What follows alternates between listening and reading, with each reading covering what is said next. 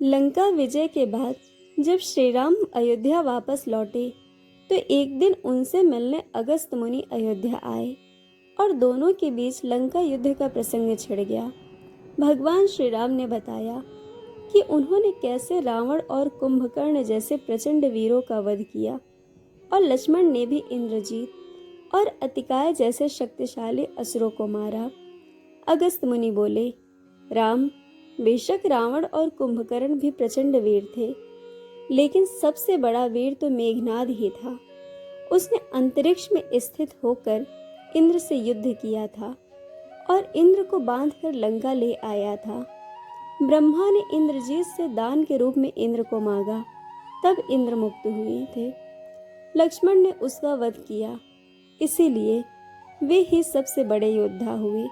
श्री राम को आश्चर्य हुआ, लेकिन भाई की वीरता की प्रशंसा से वो खुश भी थे।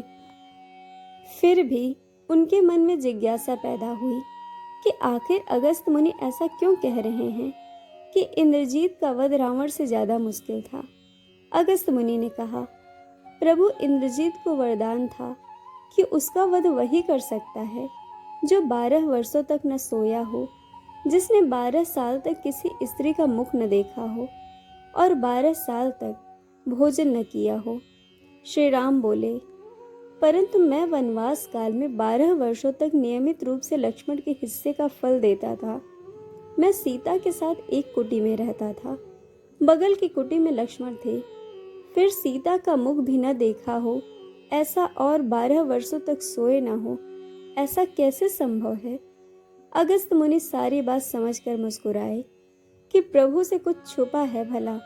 वास्तविकता यह थी कि सभी लोग श्री राम का गुणगान करते थे, लेकिन प्रभु चाहते थे कि लक्ष्मण के तप और वीरता की चर्चा भी अयोध्या के घर घर में हो। अगस्त मुनि ने कहा, क्यों लक्ष्मण जी से ही पूछा जाए। लक्ष्मण जी आए। प्रभु ने कहा कि आपसे जो पूछा जाए उसका उत्तर सही सही दीजिएगा।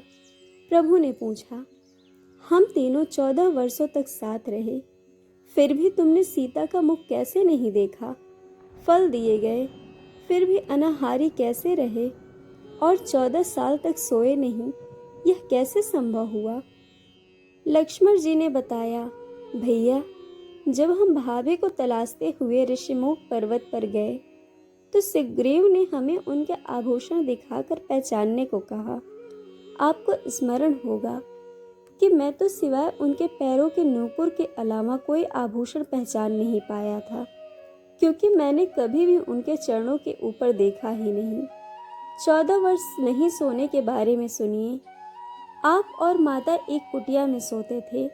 मैं रात भर बाहर धनुष पर बाण चढ़ाए पहरेदारी में खड़ा रहता था। निद्रा ने मेरी आंखों पर कब्जा करने की कोशिश की तो मैंने निद्रा को अपने बाणों से भेद दिया।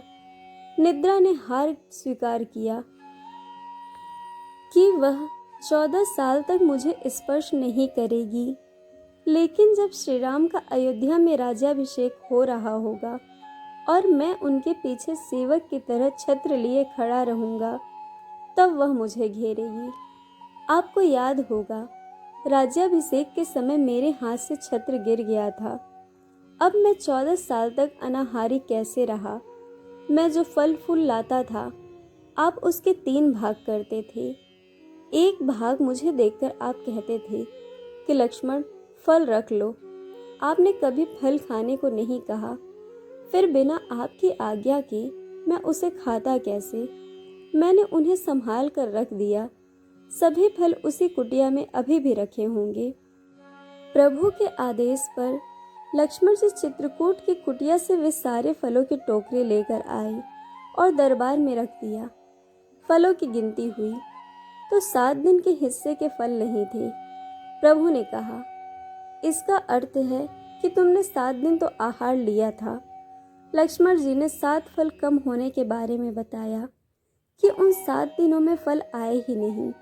पहला दिन, जिस दिन हमें पिताश्री के स्वर्गवासी होने की सूचना मिली, हम निराहारी रहे। दूसरा दिन, जिस दिन रावण ने माता का हरण किया, उस दिन फल लाने कौन जाता। तीसरा दिन, जिस दिन समुद्र की साधना कर आप उससे राह मांग रहे थे।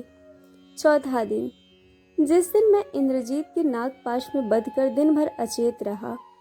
पांचवा दिन, जिस दिन इंद्रजीत ने मायावी सीता माता को काटा था और हम शोक में रहे। छठवां दिन, जिस दिन अहिरावण ने हमें कैद किया था।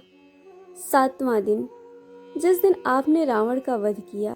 इन दिनों में हमें भोजन की सुध ही कहाँ थी। विश्वामित्र मुनि से मैंने एक अतिरिक्त विद्या का ज्ञान लिया था, बिना आहार किए जीने की विद्या।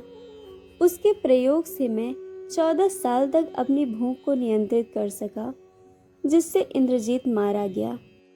भगवान श्री राम ने लक्ष्मण जी की तपस्या के बारे में सुनकर उन्हें हृदय से लगा लिया। दोस्तों, आपको कहानी कैसी लगी यह हमें कमेंट करके ज़रूर बताइएगा और चैनल को सब्सक्राइब, वीडियो को लाइक शेयर करना बिल्कुल मत भूलिएगा। वीडियो देखने के लिए आप सबका बहुत बहुत धन्यवाद। जल्द मिलेंगे एक और नई कहानी के साथ।